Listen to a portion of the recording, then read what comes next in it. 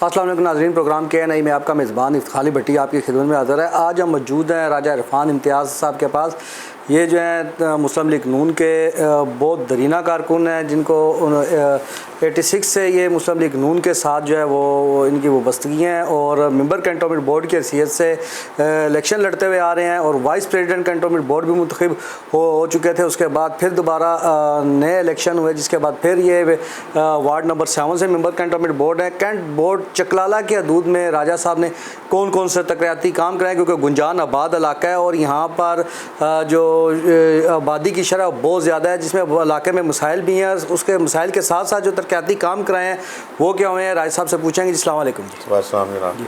अच्छा राज साहब, ये बताएं कि as a member cantonment board, चूँकि इस इलाके को अगर देखा जाए तो 86 से लेके अभी तक आप इलेक्शन लड़ते आ रहे हैं, कई दफ़ा आपने यहाँ से विन किया और अवाम की खिदमत की, तो इस इलाके में अहम मसाइल के ऊपर आपने कौन कौन से मसाइल है जो आपने हल किए हैं? बिस्मिल्लाहिर्रहमानिर्रहीम। सबसे पहले तो मैं आपका शुक्रिया अदा करता हूँ कि आप यहाँ तशरीफ़ लाए और इस कैंट के बारे में और इस इलाके के बारे में आप अवेयरनेस दे रहे हैं आप लोग। सर, सबसे पहले 86 का पहला इलेक्शन जब कैंटोनमेंट बोर्ड का हुआ था, उसमें मैं मेंबर कैंट बोर्ड मुंतखब हुआ था। तो उस वक्त भी जो हमारे मसाइल, उस वक्त पिंडी और चकलाला कैंट एक ही बॉडी होती थी और उस वक्त बेशुमार मसाइल का मसला था। सबसे बड़ा मसला हमारा जो है इस वक्त पानी का था। पानी की यहाँ पे वादे वाइदकार के लोग गए थे, MP ज़माने जो उस वक्त थे। उसके बाद हमने पूरी भरपूर कोशिश की पानी लाने के लिए। उसमें बेशार ट्यूबवेल्स के कराए गए, लेकिन बदकिस्मती से अल्लाह को मंजूर नहीं था कि इस इलाके में तकरीबन सराउंडिंग एरिया में माल से इस तरफ बेशुमार हमने जगह चेक कराई, डिवाइनिंग हुई, वाटर डिवाइनिंग हुई, हमें पानी मैसर नहीं, पानी ट्यूबवेल के लिए पानी नहीं मिल सका। उसके बाद तकदो कोशिश जारी रही और अल्लाह ने करम किया, हमें लाइन मैं मेंबर मुंतखब हुआ तो हमने इसमें सबसे पहले पानी की लाइनें बिछवाने की कोशिश की, जिसमें अल्लाह ताला ने कामयाबी दी और पानी की लाइनें हमने बिछाई। सबसे बड़ा मसला हमारा पानी का था। उसके बाद स्ट्रीट लाइट थी, सेवरेज था, स्ट्रीट थी और छोटे छोटे मसले थे।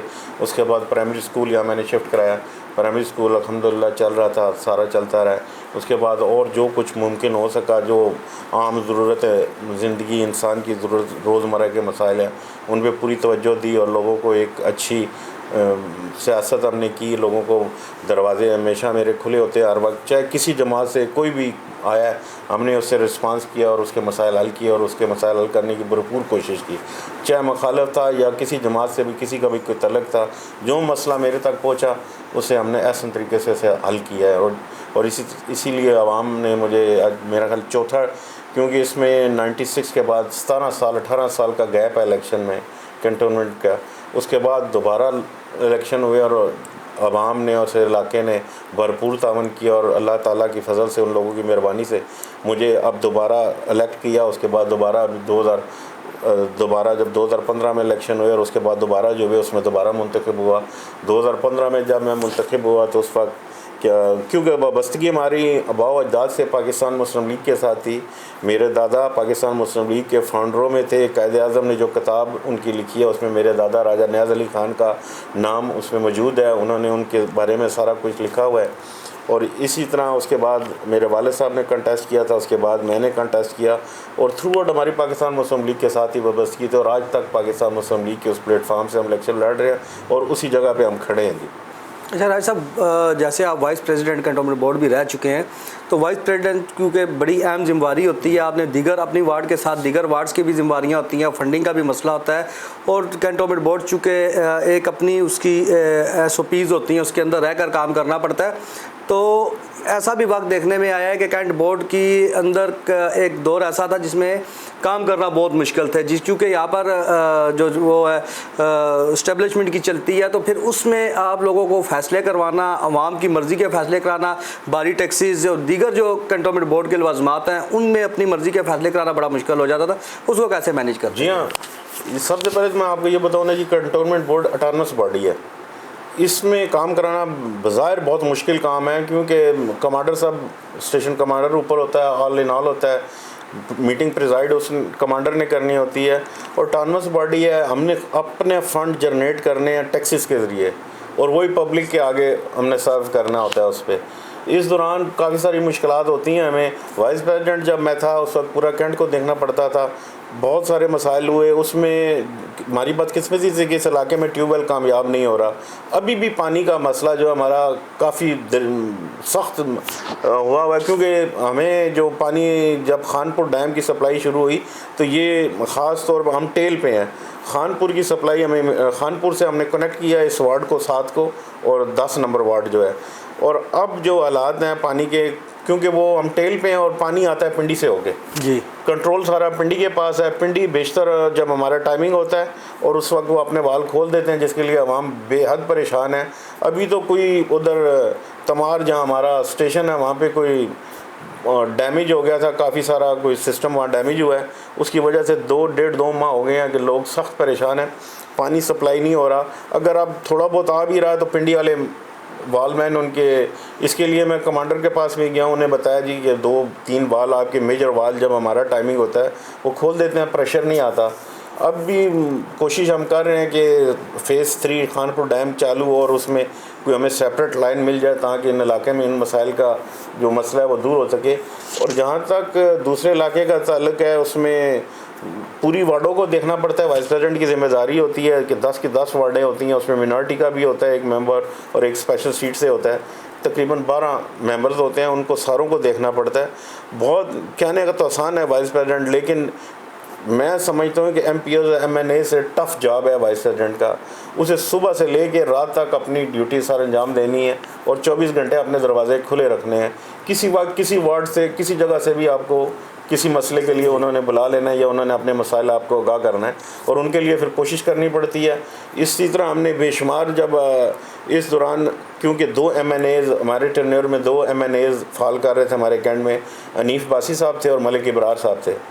हनीफ बासी साहब ने भी ग्रांट्स काफ़ी दी, मलिक इब्रार साहब ने भी दी, लेकिन उनका लक ये थी कि उन्होंने जहाँ भी बोर कराया वहाँ पानी निकल आया, वहाँ पे आसानी होगी। लेकिन ट्यूबवेल की भी अब पोजीशन ये है जी कि जहाँ 300 फीट पे पानी आ रहा था वहाँ 750-800 फुट पे पानी चला गया और वो भी प्रॉपर पूरा 4 इंच पानी हमें नहीं मिल रहा। और उसकी अब लाइफ ज़्यादा से ज़्यादा ट्यूबवेल की भी 2 से 3 साल रह गई है। उसके बाद पिंडी और चकलाला कैंट और शहर में ज़ाहिर है दिन ब दिन पानी का मसला बढ़ रहा है और इसमें हमारी आला क़यादत को भी इल्म है, उनको हम बार बार रिक्वेस्ट कर रहे हैं। अभी एक नए मनसूबा शुरू हो रहा है चांद डैम जो वो तकरीबन वर्क स्टार्ट हो चुका है और दूसरा ददोछा डैम का मनसूबा है।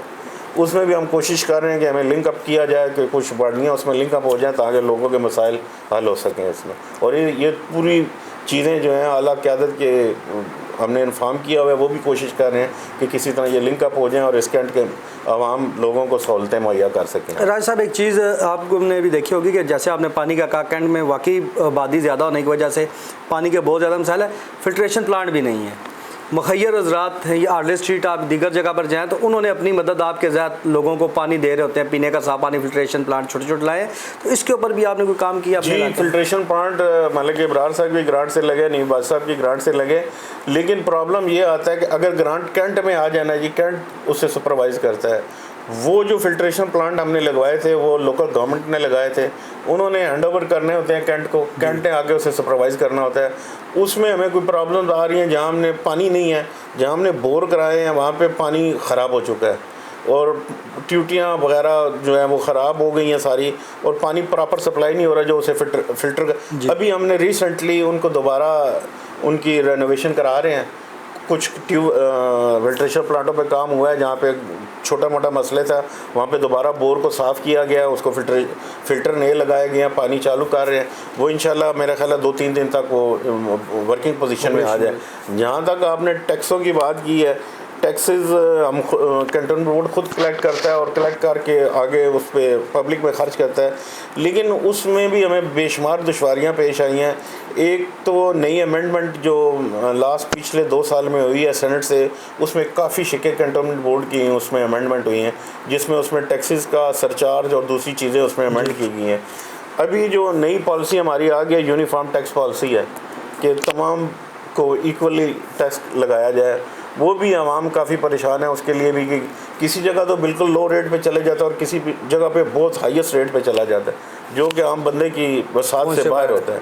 इसी तरह कमर्शियल में भी हमें मसले आ रहे हैं, कमर्शियल लोग भी शोर कर रहे हैं कि आप लोग अनअसेस कर देते हैं कि एक बंदा हमारा जाता है, वो एक्स्ट्रा ऑर्डनरी आप कुछ किराया ले रहे होते हैं, वो कुछ लिख के ले आता है, और वो लोग भी फिर उसके लिए कमेटी में उन्हें अब एप्लीकेशन देनी पड़ती है। कमेटी उसमें बैठ के उनके मसाइल सुनती है तो और उसको हल करने की कोशिश करती है।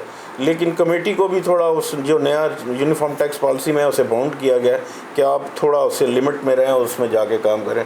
लेकिन कोशिश कर रहे हैं कि इसमें बेहतरी कर सकें। जो मेंबर्स या हमारे बस में है, हम पूरी कोशिश करें कि आवाम में इसमें अमेंडमेंट कराएं, उसमें बेहतर करें। जहाँ तक यूनिफॉर्म टैक्स की पॉलिसी में था, उसमें हमने पूरी कोशिश की। उसके बाद हमने डीजी साहब से मुलाकात की, उसमें हमने 75% जो उसका रेट आया, उसमें हमने चकलाला कैंट ने, उसमें हमने मेंबर्स ने कोशिश की, जब मैं वाइस प्रेसिडेंट था, 75% हम उस पर रिबेट दे सकते हैं। उस रिबेट पे आके लोगों को काफ़ी सहूलत मुहैया हो गई है उसमें। राय साहब, जैसे टैक्सीज़ की बात है, टैक्सीज़ इतने भारी कैंट बोर्ड लेता है, लेकिन उसके मुतबादिल सहूलियात वो नहीं प्रोवाइड होती। आप देखें, अगर मैन सड़कों के हालात देखें तो कई जगह से गटर उभर रहे होते हैं और सेंट्री वर्कर टाइम पर नहीं पहुँचते, कंप्लेन करने के बावजूद नहीं आते।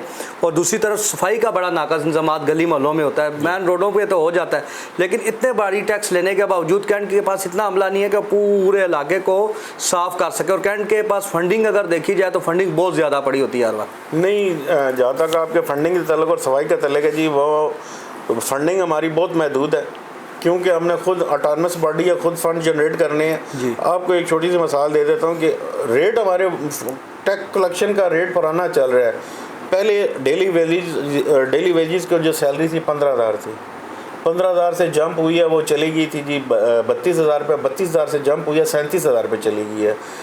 वही बंदे जो 15,000 ले रहे थे अब 37,000 ले रहे हैं, लेकिन जो हमारी रिकवरी है वो रिकवरी उतनी है। मतलब अगर से आपकी अखराजात बढ़ गए, आमदन कम है, जिसके लिए तमाम। और दूसरा सबसे बड़ा मसला है कि कैंटोनमेंट बोर्ड ने जो अपने स्कूल्स वगैरह अपग्रेड किए हैं ना जी, वो भी हमें काफ़ी सारी उसमें भी फंड लग रहा है, जिसकी वजह से आवाम को भी मुश्किल बनी है। और उसके लिए वो हमने कोशिश की थी कि एजुकेशन सिस्टम बहुत हाई प्रोफाइल हो, लेकिन वो मैं नहीं समझता कि कैंटोनमेंट बोर्ड इतना अफोर्ड कर सकती है कितनी हाई प्रोफाइल स्कूल चला के, क्योंकि स्कूल चलाने के बाद दूसरी जो डेवलपमेंट की जो बेसिक जिम्मेदारी हैं उससे वो मुतासर हो रही हैं। तो राय साहब, जैसे आपने कहा कि सेंट्री वर्कर्स जो डेली बेसिस हैं उनकी तनख्वाहें बढ़ गई हैं, लेकिन वो फंडिंग की बहुत ज़्यादा कमी है। तो अगर उन लोगों से काम उनकी तनख्वाहों के मुताबिक लिया जाए, आवाम को सहूलियात प्रोवाइड की जाए।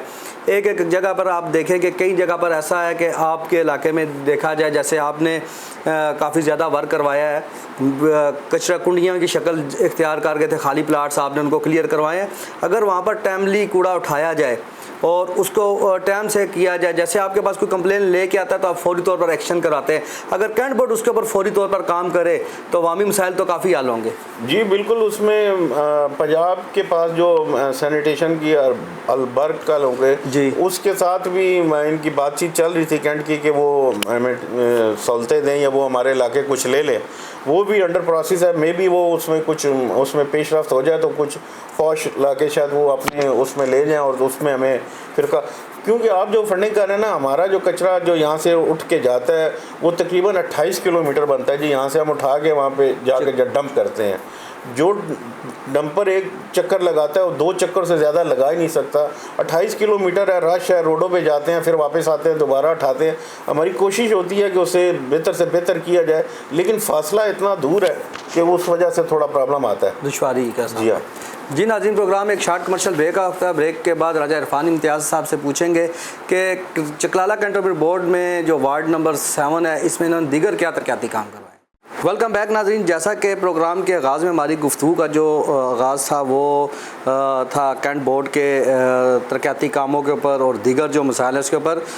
राजा इरफान इम्तियाज़ साहब हैं जो साबका जो है वो वाइस प्रेसिडेंट कैंटोनमेंट बोर्ड भी रह चुके हैं, अभी मेंबर कैंट बोर्ड है। मेंबर कैंट बोर्ड की हैसियत से वार्ड नंबर 7 में राय साहब ने बड़े तरक्याती काम भी किए हैं। मुस्लिम लीग नून से इनका तल्लुक है। राय साहब, ये बताएं कि आपका जो बहुत ज़्यादा इलाका जो है, जो आपकी वार्ड के दरमियान में है, वो नशेबी इलाका भी है, क्योंकि वो काफ़ी ज़्यादा डीप है, नीचे है। तो मानसून की बारिशों में बड़ा वहाँ पर मुश्किलात का सामना होता है, लोगों के घरों में पानी दाखिल हो जाता है, लोगों का लाखों रुपए का कीमती सामान ज़ाया हो जाता है। और अगर इसके मसले के दूसरी तरफ देखा जाए तो तजावज़ात, नजायज़ तजावज़ात जो लोगों ने अपनी हदूद से बाहर निकल के नशेबी नाले थे उनको अपनी मलकियत समझ के उनमें अपने घरों के कुछ पार्ट्स जो है वो उसके में शामिल किए हैं, तो इसके ऊपर आपने क्या काम किया? जी, जहाँ तक बिल्कुल आपकी बात दुरुस्त है। नाले मेन नाला इधर से गुज़र के जा रहा है। ये नाला इंडस रोड तारकाबाद से शुरू होता है और यहाँ से होता हुआ आगे तक निकल जाता है, लेकिन उसकी दोनों अतराफ़ पे लोगों ने बेशुमार तजावज़ात हैं। लोगों ने घर बनाए हुए। हमारी कोशिश होती है, इस दफ़ा भी हमने भरपूर एक्सवेटर कोशिश की है, मैनुअल कराने की कोशिश की है। जहाँ तक एक्सवेटर जा सकता था हमने एक्सवेटरों से लोगों की सफाई कराई, नालों को खोलने की कोशिश की है। जहाँ पे मैनुअल था वहाँ पे मैनुअल की हैं। जहाँ पे कलवटें पुलियाँ थी, 1-2 पुलियाँ हमने तोड़वा भी दी हैं ताकि पानी का फ़्लो निकले और लोगों के घरों में ना जाए।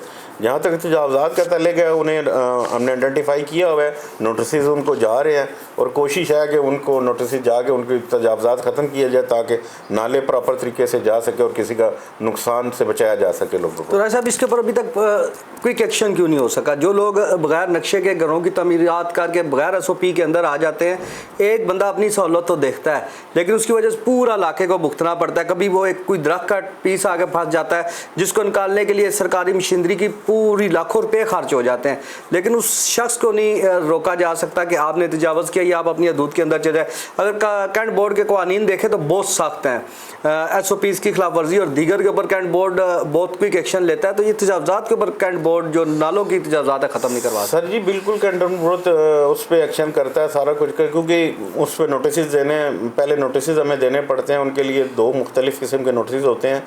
वो नोटिस जब सर्व होते हैं तो लोग कोर्टों में चले जाते हैं, कोर्ट से स्टे ले लेते हैं जिसके लिए अदारा अपना काम मुकम्मल नहीं कर सकता। यही वजह है कि बेशतर अभी भी आप पता करें ना, बेशतर लोगों ने स्टे लिए हुए और हमें काम में दुश्वारी आ रही है और नाले हम क्लियर नहीं करा पा रहे। सबसे बड़ी वजह ये आती है नालों की। और जहाँ तक बगैर नक्शे के उनको भी नोटिस जा रहे हैं, सारों को जा रहे हैं।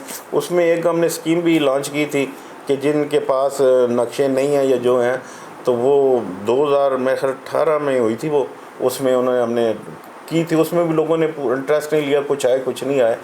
तो इसी तरह हम कोशिश कर रहे हैं कि लोगों को जो है ना अनऑथराइज कंस्ट्रक्शन उसे रेगुलाइज किया जाए, फ़ाइन हल्का फुल्का करके, ताकि वो अपनी प्रॉपर्टी को रेगुलाइज करा सके। राय साहब, तरक्याती कामों पर अगर आएँ तो गुंजान आबाद इलाका है आपकी वार्ड, तकरीबन अगर देखा जाए तमाम कंट्रोल बोर्ड में सबसे ज़्यादा गुंजान आबाद है और ये अर्बन एरिया कराता है। यहाँ पर सारी आबादी है और शहरी और बड़ी इलाके हैं। तो तरक्याती काम आपने सबसे ज़्यादा प्रायोरिटी बेस पे कौन से रखे हैं और किस किस्म के फ़ंड लेकर आप अपनी आवाम की खिदमत कर रहे हैं? देखिए जी, हम जो बेसिक मसाइल था इस वक्त जो आबादी थी, इसमें हमने गलियात को पुख्ता कराया। उसमें सेवरेज नहीं थी, सेवरेज डाली गई है। स्ट्रीट लाइट नहीं थी, स्ट्रीट लाइट्स दी गई हैं। और दीगर सड़कें थी, सड़कों की रिपेयर की गई है, नई सड़कें बनी गई, कलवर्ट्स हैं, रिटेनिंग वाले हैं। ये तमाम चीज़ें हम भरपूर कोशिश कर रहे हैं कि ये की हैं हमने। अभी मज़ीद कोई जो कुछ रह गया उसको हम करने की भरपूर कोशिश कर रहे हैं। जो फंड हमें दस्तयाब हो रहे हैं हम उनको अपनी प्रायोरिटी बेसिस पे जो समझ रहे हैं कि ज़्यादा तकलीफ दी चीज़ें हैं उनको पहले सॉल्व करने की कोशिश की जाती है। जी राय साहब, कब्रिस्तान का बड़ा मसला है आपकी वार्ड के अंदर, चूँकि यहाँ पर 2 कब्रिस्तान मौजूद हैं, फुल हो चुके हैं, वहाँ पर गुंजाइश नहीं है।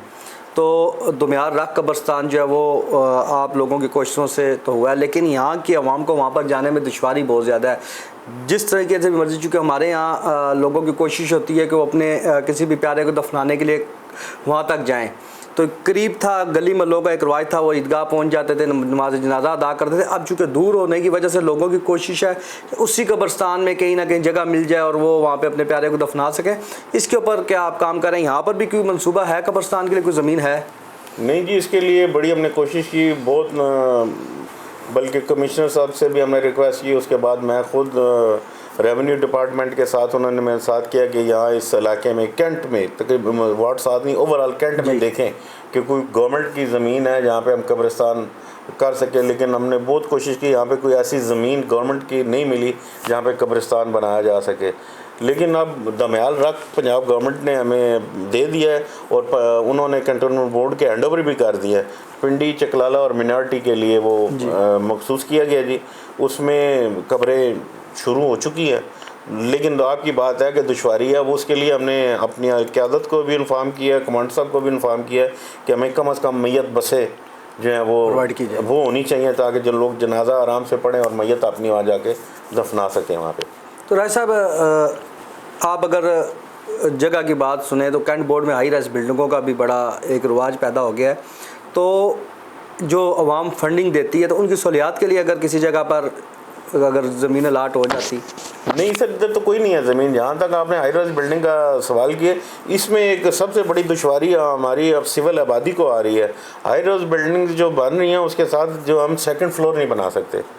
जो हमारे लोग चीख रहे हैं बार बार, हमने आगे अपनी क़यादत डीजी को अपने एक्ट में अमेंडमेंट कराने के लिए भी अपनी क़यादत से भी राब्ते कर रहे हैं कि कम से कम प्राइवेट लैंड पे आप सेकंड फ्लोर बनाने की इजाज़त दें। क्यों, मौजूदा दौर है, जगह नहीं है, लोगों की फैमिलियाँ बढ़ गई हैं, उन्होंने कंस्ट्रक्शन करनी है। अब CMH के पास देखिए आपने ग्राउंड प्लस 8 बन गया जी, लेकिन वहाँ पे ग्राउंड प्लस 1 कोई घर बना नहीं सकता, प्राइवेट नहीं बना सकते। हम कोशिश कर रहे हैं हमारे आला क़यादत को, डीजी को, तमाम को कि सिविल आबादी को प्राइवेट लैंड पे, अगर ओल्ड ग्रांट या लीज पे आप नहीं अलाउ करते तो प्राइवेट लैंड पे जो सिविल आबादी है उसको कम से कम ग्राउंड प्लस 2 या फर्स्ट फ्लोर बनाने की, सेकंड फ्लोर बनाने की इजाज़त दी जाए। तो राय साहब, चूँकि आपने जैसे बात की कि आबादी बढ़ी है, कैंट बोर्ड में ज़मीनों के रेट भी बहुत ज़्यादा आई हैं। गुंजान आबाद इलाका होने की वजह से यहाँ पर सरकारी दफातर बहुत ज़्यादा हैं, लोग यहाँ पर नौकरियाँ करने की गर्ज से आए हुए हैं।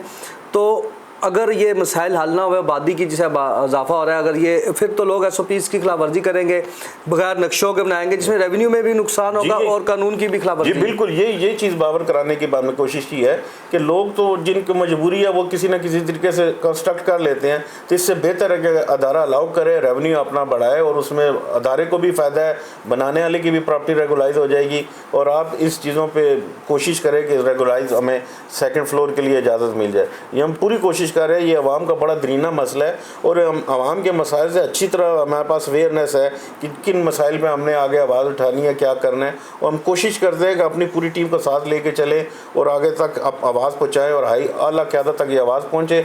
और ख़ुसूसी तौर पर ये हमारा जो मसला है डीजी से रिलेटेड है और फिर आला क़यादत MNA या असेंबली या सेनेट से अमेंडमेंट होती है हमारे एक्ट में, उसके बाद जाके मसाइल हमारे हल होते हैं। इसके अलावा कोई हल नज़र नहीं आता जी, इसके अलावा कोई हल नज़र नहीं आ रहा। सर वही क़यादत या डीजी साहब ने करना है या आला क़यादत ने करना है। और दूसरा जहाँ तक मसला हमारा आ रहा है कि कमर्शलाइजेशन का बहुत ज़्यादा बड़ा मसला है हमारा। अब कमर्शलाइजेशन आपको क्या मिसाल दूँ कि दमयाल रोड आप देख लें, एक तरफ चकलाला कैंट है और एक तरफ पिंडी कैंट है। पिंडी कैंट को ग्राउंड प्लस 3 के अलावा है, हम ग्राउंड प्लस 1 भी नहीं जा सकते और सिर्फ 15-20 फुट एक रोड का फर्क है बीच में, 15-20 फीट का फासला है। दोनों तरफ कानून अलग ग्राउंड प्लस 3 जा सकते हैं, हम ग्राउंड प्लस 1 भी, ग्राउंड प्लस 1 है, अलग अलग कानून है, अलग अलग कानून है, अदारे एक है, कानून एक है, लेकिन अमेंडमेंट अलग अलग हुई हुई है। तो इसके लिए भी हम कोशिश कर रहे हैं, लोगों के मसाइल ना हम पूरी तरह उनसे वाकिफ़ हैं कि हमारे इन मसाइल है, लोग तकलीफ़ में हैं, इन मसलों को हल करना है हमने। राज साहब, जैसे आपकी गुफ्तगू मैंने सुनी है तो मेंबर कैंटोनमेंट बोर्ड्स या वाइस प्रेसिडेंट तो इसमें बेबस नज़र आते हैं। मुझे तो यही लगता है कि आप लोग बस वहाँ पर आवाम की खिदमत के लिए तो जाते हैं लेकिन वहाँ से बेबस होकर ही वापस आते हैं। ये क्या मसला है, क्या इख्तियारात क्या मेंबर कैंटोनमेंट बोर्ड? जी बिल्कुल, आपने सही कहा। उस वाइस प्रेसिडेंट के पास कोई ऐसा एक्स्ट्रा ऑर्डनरी किस्म के इख्तियारात नहीं होते। सिर्फ एक इज़्ज़त है, एक एहतराम है कि वो मेंबर्स को लेके उन्होंने चलना होता है और एक कोऑर्डिनेशन होती है कि ब्यूरोक्रेसी के साथ या आला क़यादत के साथ एक वाइस प्रेसिडेंट एक प्रोटोकॉल मिल जाता है। जी, बाकी जो इख्तियारात या सिविल जिस तरह आप मेयर या दूसरों के पास इख्तियारात हैं उस तरह के कोई इख्तियारात वाइस प्रेसिडेंट के पास नहीं होते। तो फिर आवाम से वोट लेना, आवाम के साथ वादे करना, उनको ख्वाब दिखाना, फिर उनके उम्मीदों पर पूरा ना उतरना, फिर 5 साल के बाद या 3 साल के बाद आवाम के पास जाना तो दुश्वारी नहीं होती। आवाम के सख्त सवालात के जवाब तो देने पड़ते हैं। जी बिल्कुल, फेस करना पड़ता है। लोगों की एक्सपेक्टेशन होती हैं, वो उम्मीद करते हैं बहुत ज़्यादा, लेकिन अदारे के पास जितना हमारी है उसमें रह के हमें काम करना होता है और उसमें हम पूरी कोशिश करते हैं कि 100% हम आपको दे सकें। लेकिन लोगों की एक्सपेक्टेशन ज़्यादा VP से या मेंबर से ज़्यादा होती हैं, क्योंकि वो वोट लेकिन वो देखें ना, बात करना आसान है, जो प्रैक्टिकली अंदर जाता है या जो पढ़ता है या बायलॉज देखते हैं तो फिर पता चलता है कि हम कहाँ खड़े हैं। क्योंकि 1924 का एक्ट है, 1924 के एक्ट में जो उन्होंने महदूद किए हुए वाइस प्रेसिडेंट, वही चाह रहा है कि जी उसमें से मैंने नहीं देखा कि in the absence of commander के वाइस प्रेसिडेंट ने बोर्ड मीटिंग चेयर की हो। मेरे ख्याल हिस्ट्री में मैंने तो नहीं देखा, शायद कोई हुई हो, मेरे इल्म में नहीं है, लेकिन आज तक कोई ऐसी मिसाल नहीं मिली इन एब्सेंस ऑफ कमांडर के वाइस प्रेसिडेंट ने मीटिंग चेयर की हो। अब अंदाज़ा लगा सकते हैं आपके वाइस प्रेसिडेंट के पास कितने इख्तियारात होते हैं या क्या करता है।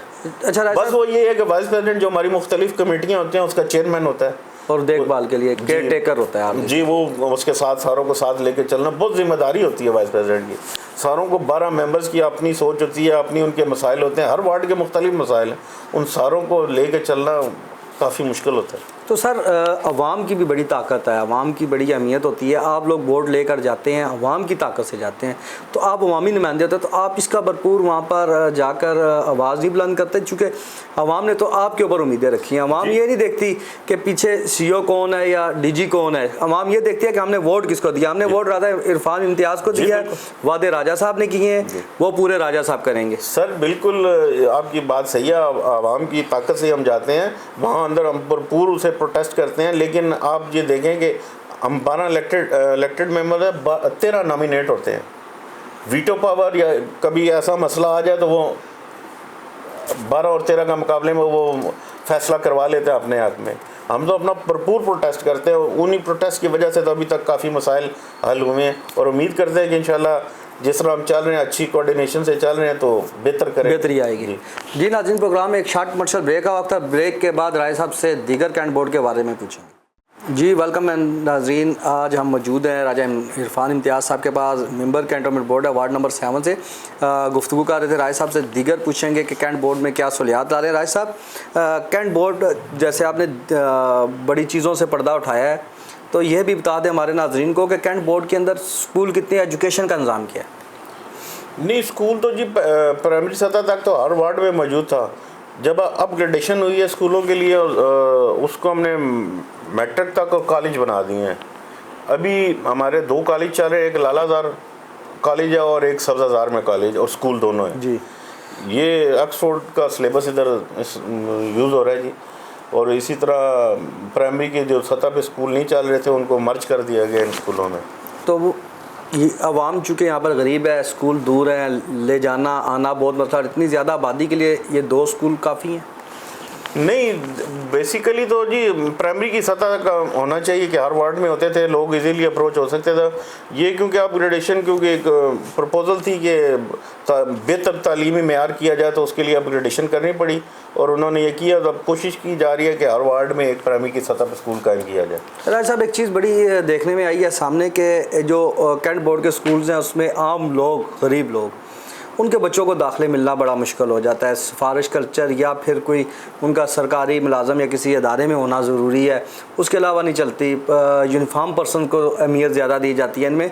तो जो आवाम है जो टैक्सेस देती है, जो इन स्कूलों का ख़र्चा उठाती है, उसके लिए आप लोग क्या करें? नहीं, हमारे पास तो स्कूल है ही नहीं ना जी, कैंट के तो नहीं है, कैंट से तो ले लिए गए थे वो, तो उनके पास फेडरल गवर्नमेंट के 4 या FG जितने स्कूल हैं वो उनके फेडरल के पास, हमारे पास नहीं। हमारे पास जो अपने स्कूल जो कैंटोनमेंट बोर्ड के हैं वो तो ये 2 हमने अभी जी जो आपको तो मैंने बताया। इन्हीं में आम आवाम के जो गरीब लोग हैं उनके बच्चों के दाखिले की क्या SOPs हैं, कैसे वो आसानी दाखिला ले सकते हैं? नहीं, वो हमने कहा था अपनी क़यादत को, पाकिस्तान मुस्लिम लीग की क़यादत को हमने ये बावर कराया था जी कि लोगों को दुश्वारी है, आप उधर बात करेंगे इसका कोटा बढ़ाया जाए, इसमें कम से कम 60% सिविलियन आबादी को कंसिडर किया जाए। तो वो उन्होंने कोशिश तो की है, कुछ हो रहा है, कोई मेरिट उनका बहुत हाई होता है, उसमें प्रॉब्लम्स आती हैं, वो है दुश्वारी अभी। और दूसरी तरफ राय साहब ये भी आप देखें कि कैंट बोर्ड एक तरफ से इन सरकारी स्कूलों का फुकदान है, दूसरी तरफ प्राइवेट स्कूलों को भी कैंट से बाहर निकाला जा रहा है, जिसकी वजह से लोगों ने बड़ा एहतजाज किया, जो भी मुलतवी हुए हैं फैसले। लेकिन अगर इस पर अमल दरामद करना पड़ गया तो कैंट में तो तालीम का बहुत बड़ा बुहरान इख्तियार कर जाएगा। जी वो तो है, बिल्कुल है, क्योंकि प्राइवेट स्कूलों की बहुत ज़्यादा इस वक्त हुए में है और उन्होंने मेरा सुप्रीम कोर्ट की तरफ से उन्हें कोई थोड़ा टाइम मिला गया। तो देखें अब इसमें क्या होता है, क्योंकि इनकी पॉलिसी है जी कि रेजिडेंशियल एरिया में कमर्शियल एक्टिविटीज़ हो रही है, जिसकी वजह से कैंट को भी प्रॉब्लम है, आवाम को भी प्रॉब्लम है कि रेजिडेंशियल एरिया में कमर्शियल एक्टिविटीज़ हो रही हैं, तो उस वजह से वो थोड़ा प्रॉब्लम है। तो सर ये अवाम के लिए काफ़ी ज़्यादा मसला नहीं बन जाएगा? जो गरीब बंदे पब्लिक ट्रांसपोर्ट तो नहीं अफोर्ड कर सकते। जी बिल्कुल, इस तरह का मसला है और इसमें अभी तक तो रुका हुआ है काम, और मेरा ख्याल है कोई इससे बेहतर सोल्यूशन निकल जाएगा। आप लोगों ने क्या किरदार अदा किया इसमें? हम लोगों ने सर उसमें, क्योंकि वो कोर्ट में थे, हम लोगों ने कहा था ये जो आपने बात की है कि ये आबादियों में लोगों को ट्रांसपोर्टेशन का मसला है, दूसरा मसला है, इनको ना छेड़ा जाए। और क्योंकि वो ऊपर से कोई ऐसा पॉलिसी बनेगी है कि जो रेजिडेंशियल को जो है कमर्शियल एक्टिविटीज़ को रोका जाए, उसके लिए थोड़ा सा प्रॉब्लम आया था। तो अभी तो मेरा ख्याल है इस मसले की बातचीत चल रही है, कोई बेहतर सोल्यूशन निकल आएगा इसका। दूसरा राज साहब, नौजवान नस्ल के लिए, यूथ के लिए खेलों के ग्राउंड नहीं मौजूद, हेल्दी एक्टिविटीज़ के लिए नहीं मौजूद। एक दो पार्क्स थे जो कैंट बोर्ड में थे, लेकिन उनको बहुत महदूद कर दिया गया है, उनके अंदर भी कॉलोनीज़ बन चुकी हैं। तो इसके ऊपर आप लोगों ने क्या काम किया कि कैंट बोर्ड को खूबसूरत बनाने के लिए, यहाँ पर सब्ज़ा या ग्रीनरी का माहौल पैदा करने के लिए प्ले ग्राउंड्स या पार्क्स, ये चीज़ें प्रोवाइड की जाएँ? वो नज़र नहीं आती। जहाँ तक ग्रीनरी के तलक है जी, वो तो प्लांटेशन अभी काफ़ी ज़्यादा हम कर रहे हैं।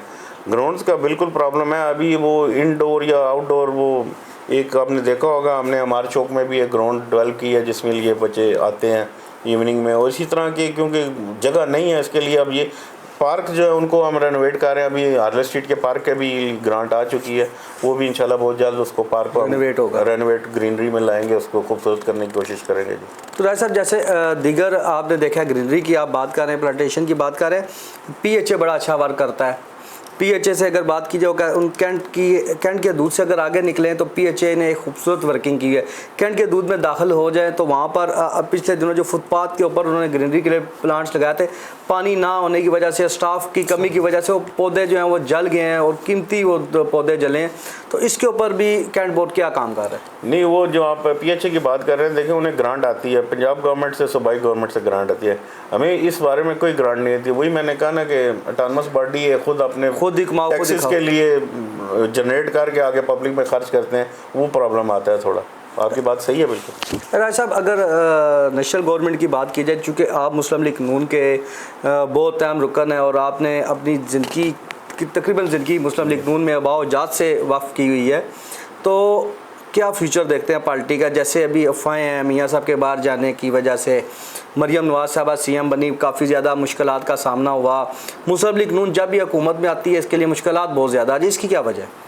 नहीं, इस वक्त तो आप देखिए हमने डिलीवर किया है। पाकिस्तान मुस्लिम लीग जब भी आई है उसने डिलीवर किया। देखिए आपने मोटरवे बनी, मेट्रो बनी, बेशुमार। अभी रिसेंटली हमने गैस का इफ्तिताह किया, 1.5 फुट की लाइन ला रहे हैं उधर से पूरे कैंट के लिए, और उसका बाटा चौक से डोक सईदा से आगे निकल आया वर्किंग उनकी। अब कलमा चौक तक हमने इफ्तिताह किया। गैस के मसाइल हमने हल कर रहे हैं, बिजली के आपने देखे मसले हल किए, लोड शेडिंग थी, दहशत गर्दी थी मुल्क में, किसने हल किए? आप मुआवजा करें ना, जो भी गवर्नमेंट आई है, चाहे PTA की आई, पीपल्स पार्टी की आई, नून की आई, मुल्क में डेवलपमेंट किसके दौर में हुई? मेरे हिसाब से तो पाकिस्तान मुस्लिम लीग के अलावा इतनी बड़ी डेवलपमेंट कहीं भी नहीं हुई। आप लाहौर में देखें अंडरपास बने, फ्लाईओवर बने, पिंडी में देखें, अभी मेरा ख्याल है चंद दिनों में आपका कचहरी वाला भी हम शुरू करने लगे वार्निंग के लिए, फ्लाईओवर या जो भी होगा। आगे डिफेंस चौक देखें अभी खोला हमने, समा का देखें। ये सारे काम तो पाकिस्तान मुस्लिम लीग के दौर में हुए, किसी दौर में नहीं हुए। सबसे बड़ा आपके मुल्क में दहशत गर्दी का खात्मा हुआ, बिजली की लोड शेडिंग ख़त्म हुई। ये सारी चीज़ें पाकिस्तान मुस्लिम लीग की और मियाँ साहब की क़यादत में हुई। मियाँ साहब जो आप कह रहे हैं बाहर गए, उनका इलाज का प्रॉब्लम था, उनका ड्यू था चेकअप, वो चेकअप के लिए गए। इंशाल्लाह बहुत जल्द वापस आके अपनी पार्टी की क़यादत उसी से संभालेंगे और करेंगे। अच्छा राय साहब, महंगाई का जिन नून लीग की हुकूमत में बड़ा बेकाबू हुआ, महंगाई बढ़ी, आवाम की तरफ से बड़ा तनकीद का भी सामना हुआ। जैसे आप देखें बिजली की कीमतें बढ़ी, आवाम रोडों पर आई, आवाम ने एहतजाज किए। अब दूसरी तरफ जो ये मौसम सरमा है, इस पर गैस का बड़ा बुरान भी है। दूसरे गैस के बिल बहुत ज़्यादा बढ़ गया, हर गरीब की पहुंच से भी गैस का बिल, LPG से ज़्यादा गैस महंगी हो चुकी है। तो इसके ऊपर आप लोगों ने अपनी मदद, चूँकि अगर देखा जाए तो गवर्नमेंट तो आपकी पंजाब में भी है और फेडरल में भी है, अपनी मदद आपके तहत आपने इसके ऊपर क्या काम किया है? नहीं, अपनी मदद आपके तहत तो इसमें कोई भी कुछ नहीं कर सकता, क्योंकि फेडरल का इश्यूज़ है, गवर्नमेंट के फेडरल के इश्यूज़ हैं।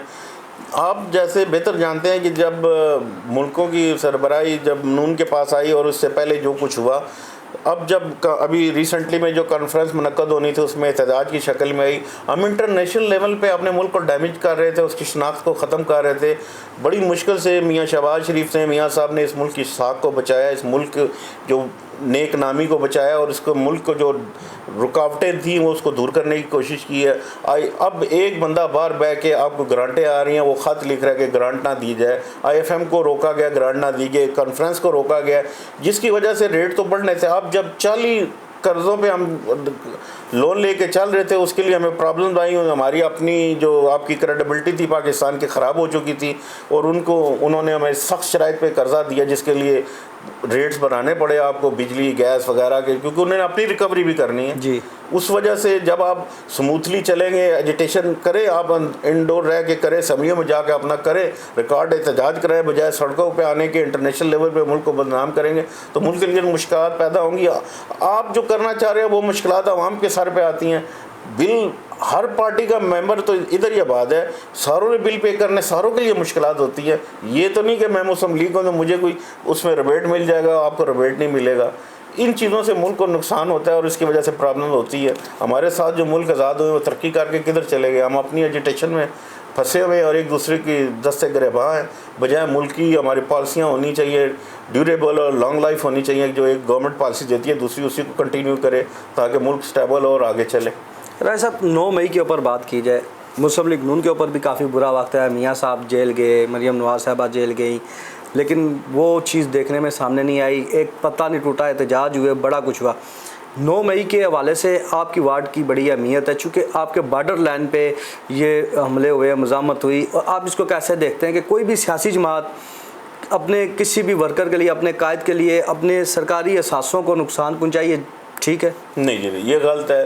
देखो, कौमी असासें हैं, आज तक ऐसा नहीं हुआ कि हर जमात एजिटेशन करती है, एहतजाज करती है, अपनी क़यादत की निकलती है, लेकिन कौमी असासों को नुकसान पहुँचाना मैं समझता हूँ मुल्क के साथ बहुत बड़ी ज़्यादती और कौमी नुकसान है हमारा। तो आप इसको किस नज़र से देखते हैं? आप इसकी मज़ामत करते हैं? जी बिल्कुल गलत है, ये नहीं होना चाहिए था। राय साहब, अगर कैंट बोर्ड के ऊपर दोबारा हम आते हैं तो इसमें आपने एक चीज़ बड़ा देखी होगी, हैवी ट्रैफिक का बहुत ज़्यादा इशू है।